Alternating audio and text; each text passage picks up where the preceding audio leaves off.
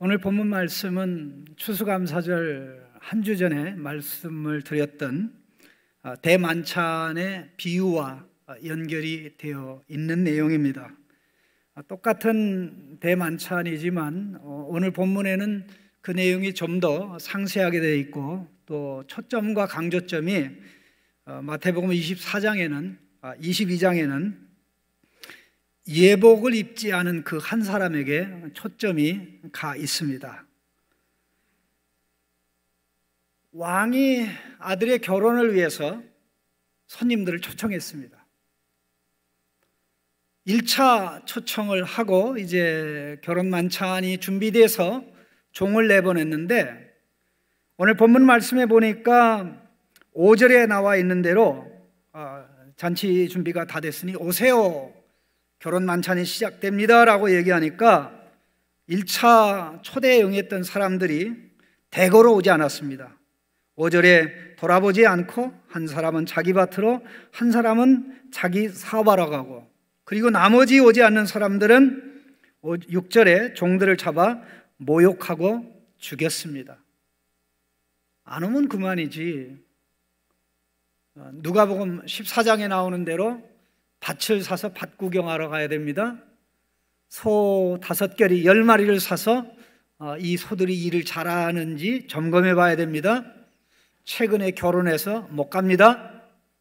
그런 것으로 끝나는 것이 아니라 오히려 왕의 심부름을 온 이 사람들을 능욕하고 모욕하고 심지어는 죽이기까지 하였습니다.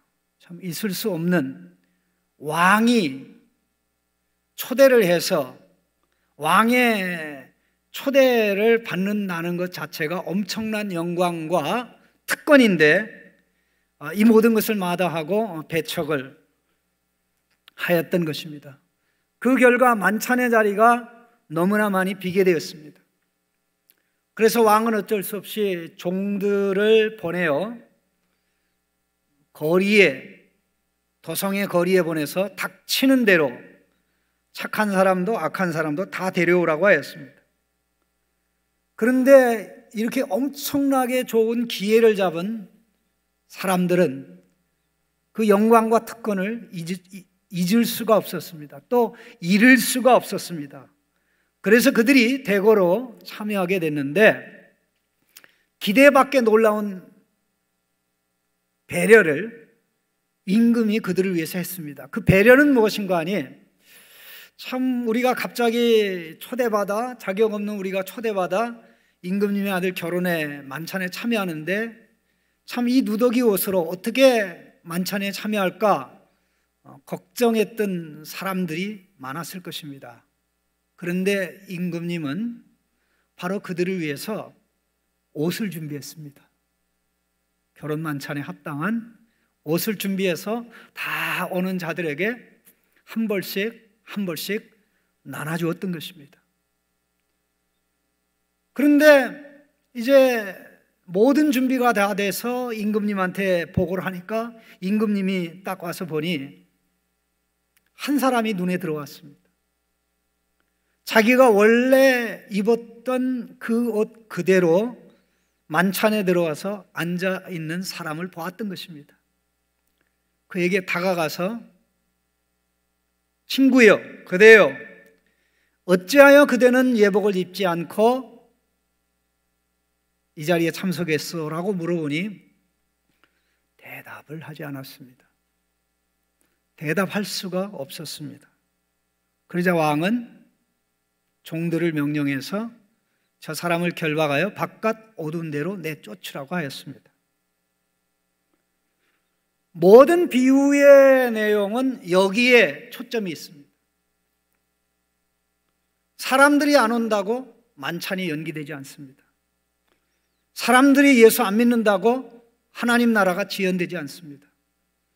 사람들이 예수 안 믿는다고 하나님 나라 백성이 숫자가 줄어들거나 하나님 나라가 텅 비게 되는 일은 결코 발생하지 않습니다. 오늘 예수님께서는 이 말씀을 통해서 마지막 날에 누가 하나님 나라에 들어가서 그 놀라운 만찬에 참여하게 되는지 말씀을 합니다. 신앙의 결국은 구원입니다. 마라톤의 결국이 입상하는 것이듯이 신앙의 결국은 구원입니다. 아무리 지금 잘 가고 잘해도, 이 땅에서 예수 믿어서 잘 돼도 마지막 날에 예수님의 인정을 못 받으면, 하나님이 인정해 주지 않으면, 내가 너를 모른다, 너는 하나님의 아들이 아니야, 너는 하늘에 계신 내 아버지의 뜻대로 살지 않았어, 모르니까 떠나가라 라고 하면 모든 건 끝입니다. 우리 주님은 이런 일이 발생할 것을 미리 내다보시고 제자들 가운데 한 사람도, 또 오늘 성경 말씀을 읽는 성도들 가운데 한 사람도 이런 일이 발생하지 않기를 원했기 때문에 이 말씀을 하고 계신 것입니다.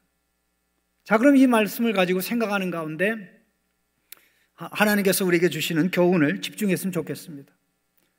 제일 먼저, 누가 하나님 나라의 만찬에 들어가지 못할 것이겠습니까? 물론 비유를 통해서 아주 간단합니다. 초대받았지만 초대에 응하지 않은 사람은 못 갑니다. 자기가 거부한 것입니다. 초대를 했는데 자기들이 거부했죠. 여기에 해당되는 사람들이 누구일까요?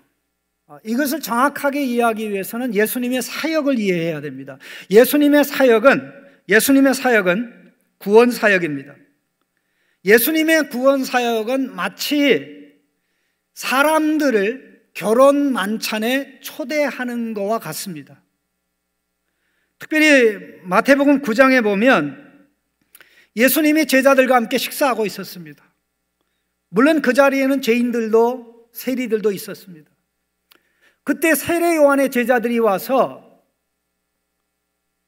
왜 당신의 제자들은 금식하지 않습니까? 라고 예수님께 항의했습니다. 그때 예수님 말씀하기를, 지금 혼인잔치가 벌어지고 있는데 어떻게 손님들에게 금식하라고 할 수 있느냐?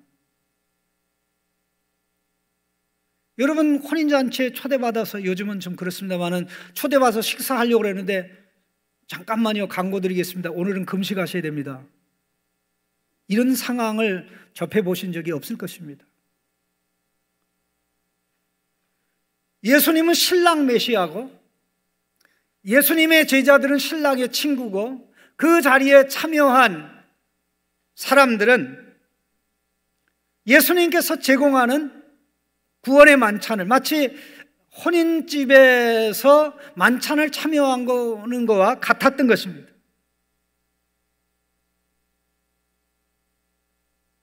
예수님의 만찬은, 구원의 만찬은 죄인을 받아주시고 그들을 하나님의 아들, 딸로 세워주는 그야말로 굉장히 중요한 구원의 역사였습니다.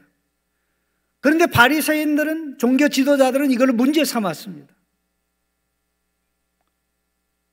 예수님의 말씀을 안 들었습니다. 예수님의 가르침을 따르지 않았습니다. 그리고 예수님이 선포하는 하나님 나라의 말씀을 배척하고 예수님께서 행하신 하나님 나라의 기적을 귀신과 짜고 쇼한다고 하였습니다. 예수님이 오셔서 그들을 구원의 자리로 초대하고 있고, 예수님이 초대하는 이 만찬이야말로 임금님이 그 아들의 혼인잔치를 위해서 사람들을 결혼 만찬에 초대하는 것과 사실 다르지 않습니다. 예수님이 만찬에, 구원의 만찬에 사람들을 초대하는 것은 임금님의 만찬 자리에 가서 식사하는 것보다 더 중요합니다. 왜냐하면 그 자리에 참여해야만 하나님의 자녀로 인정받고 자녀로 세움받고 마지막 날에 최종적으로 새하늘과 새 땅에 들어가 영원한 만찬에 동참하게 되는 영광과 특권이 있기 때문에 그렇습니다. 오늘 본문 말씀을 가만히 생각해 보시죠. 이 말씀은 누가복음에 나오는 말씀하고 좀 문맥이 다릅니다. 예수님이 이 말씀하기 전에 포도원 소작인의 비유를 말씀하셨습니다. 어떤 사람이 포도원을 만들어 놓고 농사꾼에게, 농부들에게 맡겼습니다. 그리고 이제 포도가 결실할 때쯤 돼서 몇 년 지난 다음에 종을 보내서 소작료를 내라고 부탁했습니다. 그랬더니 소작료를 안 냈습니다. 그래야 주인이 1년을 참았습니다. 그리고 다음 해에 또 종을 보냈더니 또 소작료를 안 냈습니다. 어떤 종은 때리고 구타했습니다. 심지어는 죽이기까지 했습니다. 세 번째에도 보내고 또 마지막으로 주인이 생각하기를 내가 내 사랑하는 아들을 보내면 내 아들을 존중히 여겨서 소작료를 낼 것이야 라고 했지만 포도원 소작인들은 우리가 소작료를 한 번도 안 내고 때려 죽였는데도 본인이 안 나타나고 아들이 오네, 주인이 죽었구나, 요 아들을 죽이면 요 포도원은 우리의 포도원이 되지 하고 아들을 죽였다는 말씀을 예수님이 하신 겁니다. 결국 하나님 백성의 지도자들이 사람들의, 하나님 백성의 구원을 위해서 보낸 하나님의 아들 예수 그리스도를 죽일 것을 내다보고 예수님이 이 말씀을 하신 겁니다. 그러자 종교 지도자들이 화가 났습니다. 21장 45절, 대제사장들과 바리새인들이 예수의 비유를 듣고 자기들을 가리켜 말씀하신 민 줄 알고 잡고자 하였다라고 얘기합니다.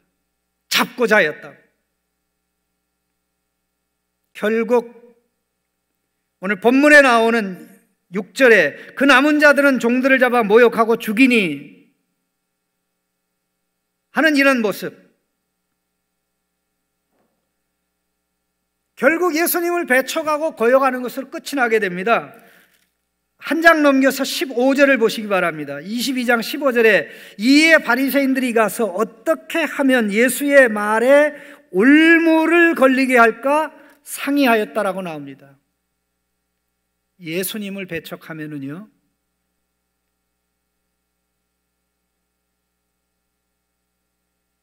구원받지 못합니다. 아무리 돈이 많아도, 머리가 똑똑해도, 잘나도 절대 구원의 길이 없습니다. 이 말씀에 비춰보면 마지막 날에 하나님 나라의 만찬에 들어가지 않는 사람은 예수님을 배척하는 사람들. 우리는 뭐 이거 더 이상 얘기할 필요가 없습니다. 그러면 그들이 대거 믿지 않음으로 인해서 믿는 사람들이 있습니다.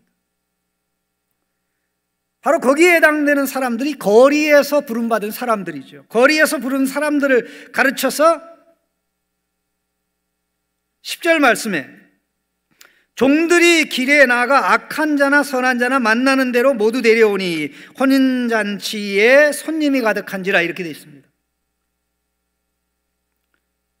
자, 선한 자도 악한 자, 닥치는 대로 거리에서 다 채워 만찬의 자리를 채웠습니다. 자, 거리에서 부름받은 사람들이 어땠습니까?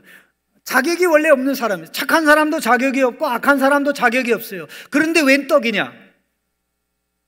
임금님의 만찬에 우리가 이렇게 갑자기라도 불러가니 왜 나를 지금 초대합니까? 안 갑니다. 처음에 나를 불러야지 자리가 비니까 나를 부릅니까? 그거 따질 상황이 아닙니다. 그래서 기쁨과 감격으로 그들이 이유를 대지 않고 변명하지 않고 다 왔던 것이죠. 거기에 해당되는 사람들이 지금 오늘 나와 예배드리는 성도님들. 착한 사람도 자격 없습니다. 악한 사람도 자격 없습니다. 착한 사람은 착하니까 예수 안 믿어도 되고, 악한 사람은 악하니까 예수 믿어도 안 되고, 그게 없습니다. 어느 누구든지 구원과 관련해서 죄 용서받고 하나님의 자녀가 되고 새하늘과 새 땅에서 영생을 누리는 것과 관련해서 자격은 1%도 존재하지 않습니다. 구원 자체가 영광이고 구원 자체가 특권이고 이 모든 것이 다 하나님의 은혜로다 하는 이 마음, 이 생각이 오늘 우리에게 필요한 줄로 믿습니다. 사실 가만히 생각해 보시죠. 이들이 거리에서 초대받았을 때 참 이런 모습으로 가도 되나? 주저했을 것입니다. 그러나 주인이, 왕이 종들을 통해서 말씀하니 일단 가자 했는데 놀라운 일이 발생하지 않았습니까? 그들을 배려해서 그들이 만찬에 참여할 수 있는 옷을 왕이 준비하고 있었던 것입니다. 불러주셔서 감사한데 누더기 옷을 입고 만찬에 참여한 것이 아니라 왕이 준비한, 왕이 제공한 정결하고 깨끗한 결혼 예식에 합당한 예복을 제공해 주신 것입니다. 이게 뭘 의미합니까? 우리가 부름받아 나왔다고 해서 부름바에 반응해서 나왔기 때문에 자격이 되는 것은 아닙니다. 부름받아 나온 우리에게 하나님께서 예수님의 자격을, 예수님의 옷을 입혀 주십니다. 예수님의 옷을 입혀 주십니다. 이게 바로 우리가 받는 세례의식입니다. 세례는 옛사람을 벗고 새사람을 입혀주는 건데, 옛사람은 죄의 사람이에요. 새사람은 의의 사람, 예수 그리스도입니다. 예수 그리스도와 합하는 세례받은 자는 예수를 옷 입은 줄로 알지 못하느냐? 예수님의 신분이 나의 신분, 예수님의 하나님 아들 되심이 내가 하나님의 아들이 되는, 딸이 되는 자격입니다. 자, 그러니까 예수님을 사랑하는 그 사랑으로 하나님께서 우리를 사랑하지요. 내 아들 예수가 내 아들인 것처럼 너희도 내 아들 예수 때문에 내 아들이야, 내 딸이야 라고 확정하고 선포하고 확인시켜주는 게 세례 받을 때 우리에게 예수님의 옷을 입혀 주시는 겁니다.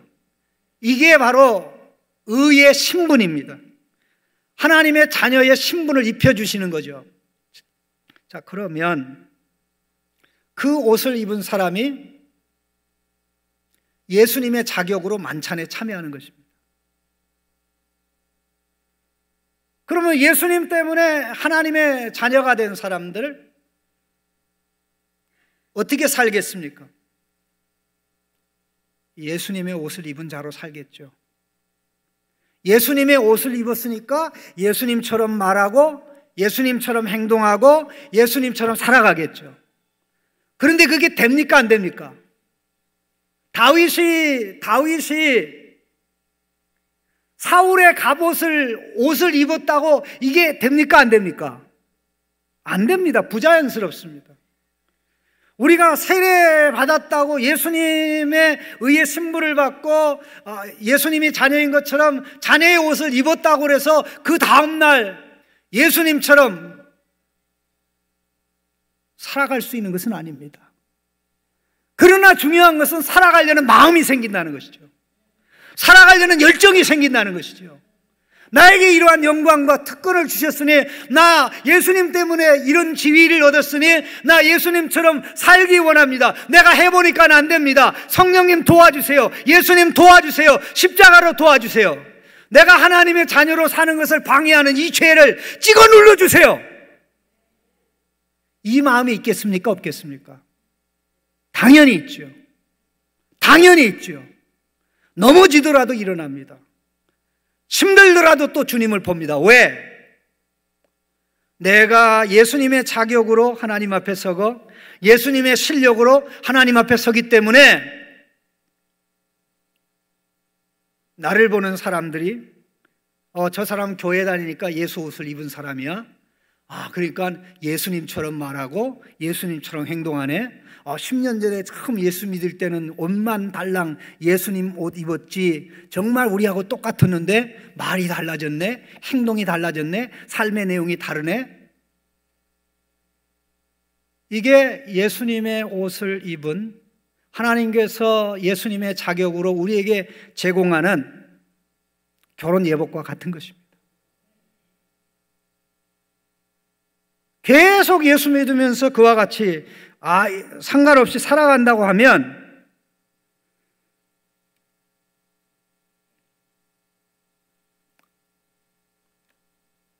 내가 예수님의 신분을 입었다고 말하는 것이지 실제적으로는 입은 것이 아닙니다. 계시록에 이와 관련된 내용이 나옵니다. 계시록 3장 4절 5절 말씀에 보면 4대의 그 옷을 더럽히지 아니한 몇 명이 내게 있어 흰 옷을 입고 나와 함께 다니니 그들은 합당한 자인 연고라. 이기는 자는 이와 같이 흰 옷을 입을 것이요 내가 그 이름을 생명책에서 결코 지우지 아니하고 그 이름을 내 아버지 앞과 그의 천사들 앞에서 시인하리라. 하나님이 공급해 주신 흰옷, 예수 그리스도의 의의 옷을 입고 주님이 오시는 그날까지 살아가는 사람이 마지막 날에 새하늘과 새 땅에 들어갑니다. 틀림없습니다. 계시록 7장 9절에 이런 말씀이 있습니다. 7장 9절입니다. 같이 읽겠습니다. 2일 후에 내가 보니 각 나라와 족속과 백성과 방언에서 아무도 능히 셀 수 없는 큰 무리가 나와 흰옷을 입고 손에 종려가지를 들고 보좌 앞과 어린 양 앞에 서서, 자, 나라와 족속과 방언 가운데 나온 사람들이 무슨 옷을 입었습니까? 흰옷을 입었습니다. 우리 하나님께서 예수님의 자격으로 믿는 우리에게 주신 것이죠.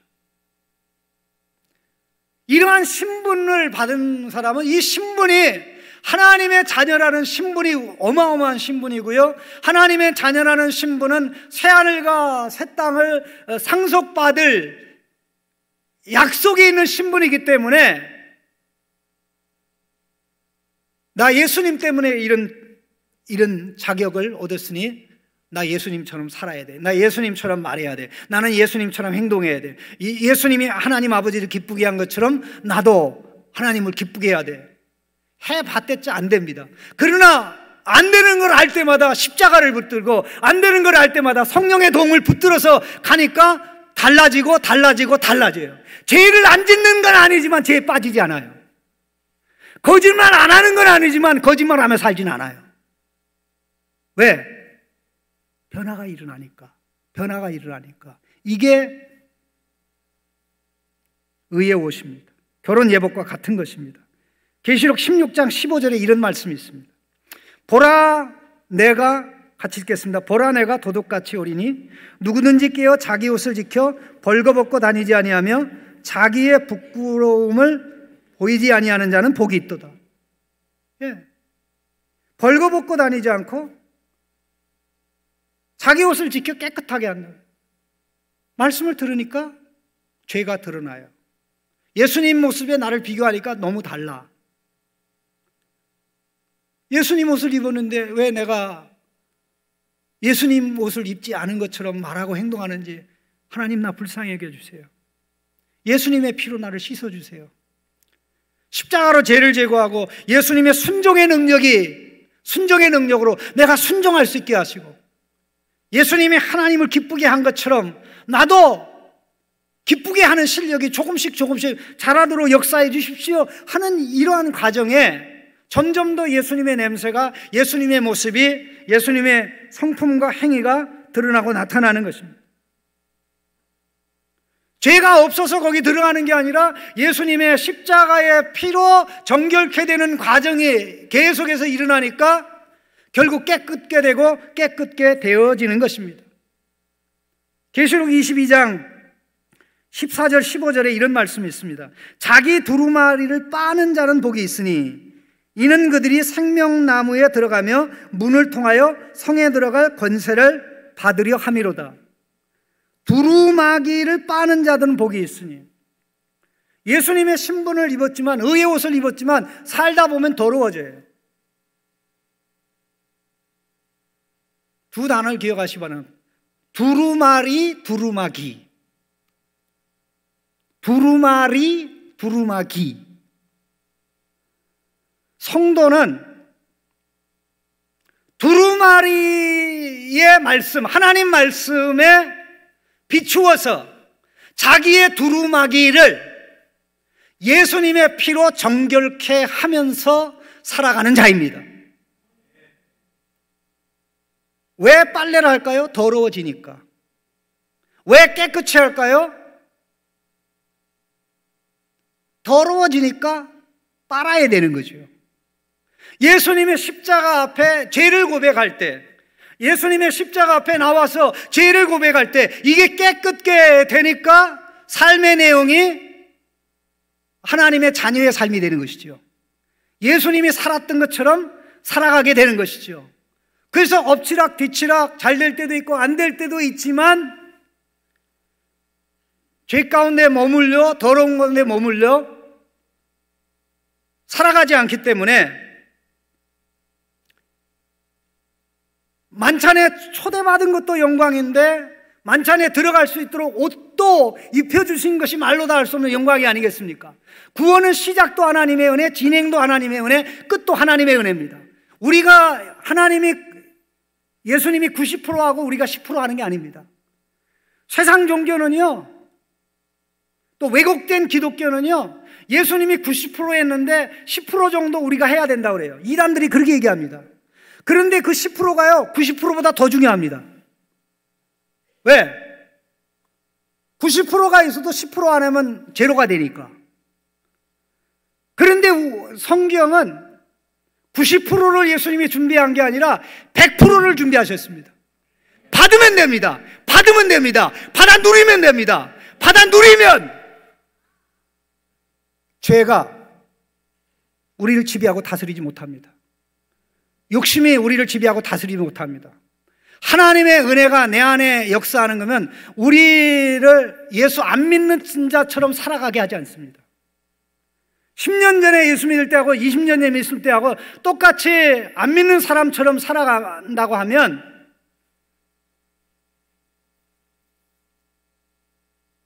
누구라고 얘기할 수는 없고 또 목사는 그렇게 얘기해도 안 됩니다. 그러나 나 자신은 내가 그런 사람이 아닌가 돌아봐야 됩니다. 그게 나를 사랑하는 것이고 하나님의 사랑에 합당한 반응이기 때문에 그렇습니다. 자, 오늘 본문 말씀에 초점이 대상이 되는 그 한 사람이 누굽니까? 결혼 예복을 입지 않은 그 한 사람에 해당되는 사람이 누굽니까? 만찬에 왔지만 내가 만찬에 온 것으로 기쁘고 즐겁게 생각해. 내가 안 오면 자리가 그만큼 비는데 왔으면 고맙고 감사하게 생각해야지. 나보고 내 옷을 벗고 당신이 주는 옷을 입으라 그래? 나 그거 싫어요. 나는 내가 하고 싶은 대로 할 거예요. 그게 뭡니까? 학생이 학교 갔습니다. 지각도 안 합니다. 결석도 안 합니다. 수업 시간에 딱 앉았어요. 그럼 선생님이 가르칠 때 열심히 배우는 게 아니고 자기 하고 싶은 대로 해요. 학생, 뭐 하고 있어? 제가 출석하고 지각 안 한 거로 고맙고 감사하게 생각하세요. 제가 뭘 하든지 그냥 내버려 두세요. 그 학생이 공부 잘할 수 있습니까? 졸업하겠습니까? 졸업 못합니다. 병원에 열심히 찾아갑니다. 병 고치려고 찾아갑니다. 그런데 의사의 말을 안 들어요. 의사의 이 소견을 그냥 여러 충고 중에 하나로만 생각해요. 그리고 또 나옵니다. 또 의사의 말을 들어요. 그리고 잘하겠습니다. 또 안 들어요. 병이 났습니까? 안 났습니까? 절대 안 났습니다. 예수님의 말씀은 듣는 거로 끝이 아닙니다. 예수님 앞에 나오는 게 끝이 아닙니다. 시작입니다. 내가 나왔으니까 내 맘대로 하겠습니다. 가정에서도 그게 통하지 않고 직장에서도 그게 통하지 않고 사회에서도 통하지 않습니다. 이웃집을 방문했는데 이웃집에 방문해가지고 주인인 것처럼 행세하는 거 있죠. 냉장고도 열어보고 여기 우리 집에 없는 맛있는 거 있네? 갖다 먹고. 그 이웃집 손님을 다음번에 그 집에 또 초대하겠습니까? 이게 상식입니다. 바리새인들은 어떻게 했습니까? 예수님을 가르쳤습니다. 예수님 그렇게 하면 안 된다고 그랬습니다. 예수님 그렇게 하면 안 됩니다. 예수님이 잘못하는 겁니다. 예수님의 안식을 어기는 겁니다. 가르침 받고 배척하고 듣고 잊어버리고 열심히 나오는데 설교도 듣고 제자반도 하고 성찬에도 참여하고 다 그렇게 하는데 그게 전부 다예요. 그럼 다 잊어버려요. 아무 생각이 없어요. 하나님의 자녀로 살아가는 데 관심이 없어요. 예수님의 모습을 가지고 살아가는 데 관심이 없어요. 나는 내가 하고 싶은 대로 하면 돼. 교회 가니까 구원은 보장돼 있어. 예수님 뭐라고 말씀하셨습니까? 주여 주여 하는 자마다 천국에 들어갈 것이 아니요 내 아버지의 뜻대로 행하는 자야 들어간다고 하셨습니다. 누가 지혜롭고 현명한 건축자냐고 말씀합니다. 내 말을 듣고 행하는 자라고 하였습니다. 자리에 왔으면 믿음은 단지 오는 게 전부가 아닙니다. 와서 말씀 듣고 말씀에 반응해서 모든 것을 병을 고치고 문제를 해결하고 모든 것 다 하나님께서 머리부터 발끝까지 새롭게 해 주신다고 그랬으니까 그때 문제가 생길 때마다 나 이거 안 됩니다. 나 이거 문제가 많습니다. 고쳐주시고 바꿔주시고 새롭게 해주세요. 그럴 때마다 성령의 역사를 통해서 예수님의 십자가의 은혜, 부활의 역사가 임해서 그만큼 깨끗하게 되고 그만큼 정결하게 돼서 마지막 날에 너무나 분명하고 확실하게 새하늘과 새 땅에 들어갈 뿐만 아니라 만찬하게 창명하게 되는 것입니다. 우리는 이걸 가지고 나 자신이 나를 속여서는 안 됩니다. 누가 당신은 옷 안 입은 사람이라고 그 결혼 만찬에 예복 안 입은 그 한 사람이라고 말해도 들을 필요도 없습니다. 내가 나를 판단해야 됩니다. 내가 나 자신을 돌아봐야 됩니다. 내가 과연 예수 믿는다는 게 하나님의 자녀로 살고 있는 것인지 예수님의 모습이 정말 점점 더 드러나고 나타나는 것인지 나만 알아요. 나 자신만 정확하게 판단할 수 있습니다. 그리고 하나님께서 그런 지혜와 능력을 주셨습니다. 그래서 그걸 가지고 판단해서 평생 예수 믿었는데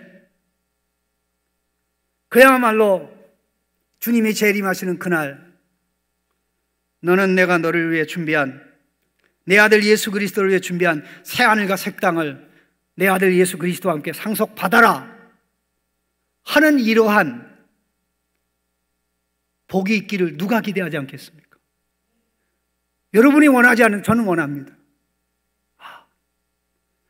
나 자격 없지만 10년 믿어도 자격 없습니다. 20년 믿어도 자격 없습니다. 아무리 헌금 많이 해도 자격 없습니다. 우리의 자격은 항상 예수님이 자격이고 우리의 실력은 항상 예수님이 실력입니다.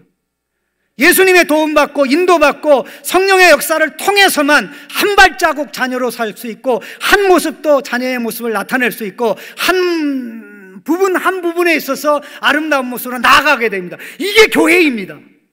이게 영생을 얻는 성도들의 모습입니다. 저는 한 사람도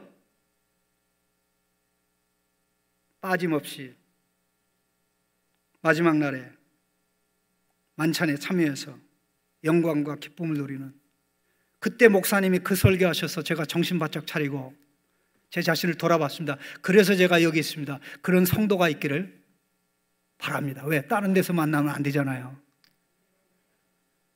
기도하겠습니다. 하나님 감사합니다. 우리에게는 이 구원의 은혜가 공짜지만 구원의 선물을 주시는 하나님에게는 어마어마한 대가를 지불했습니다.